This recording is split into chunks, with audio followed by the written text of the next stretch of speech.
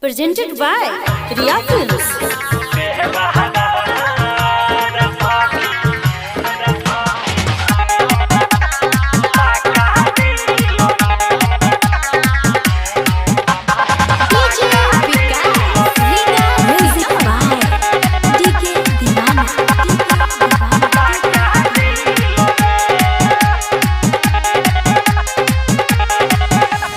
रोज रोज देवारा पर रखल बा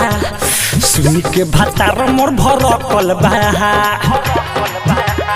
रे सखी रोज रोज देवारा पर रखल बा सुनी के भातार मोर भरकल बा मिनट में हमके बोलावे कहे ढीलो रे मिनट में हमके बोलावे कहे ढीलो रे सखी बेवारा खेलो तलहांगा में पाका दिलो रे सखी बेवारा खेलो तलहांगा में पाका दिलो रे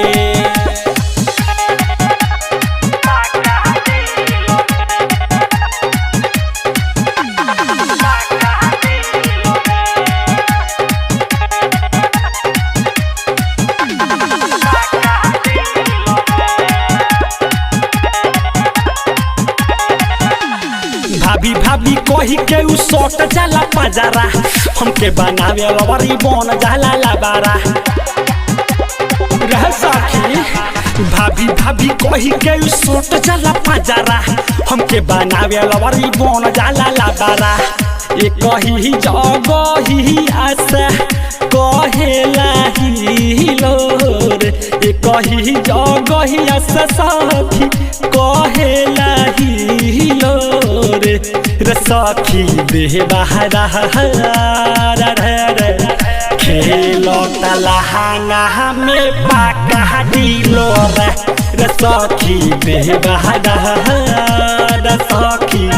खेलो तलहांगा में पाका दिलो रे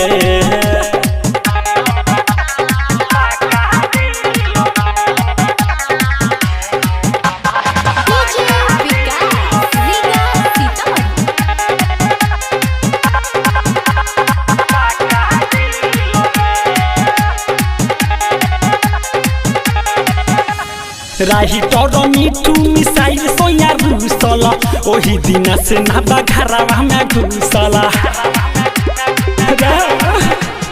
राही टोरो मिठू मिसाइल सोया घुसला ओही दिन से नाबा घरवा में घुसला बिकी देवारा रहा कहे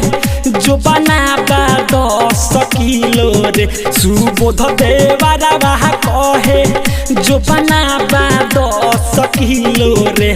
सखी बेवारा रे खेलो तलहांगा में पाका दिलो रे सखी बेवारा खेलो तलहांगा में पाका दिलो रे रोज रोज देवारा पर रखल बा सुनी के भातार मोर भरकल बा मिनट में हमके बोलावे कहे ढीलो रे मिनट में हमके बोलावे कहे ढीलो रे सखी बेवारा खेलो तलहांगा में पाका दिलो रे सखी बेवारा खेलो तलहांगा में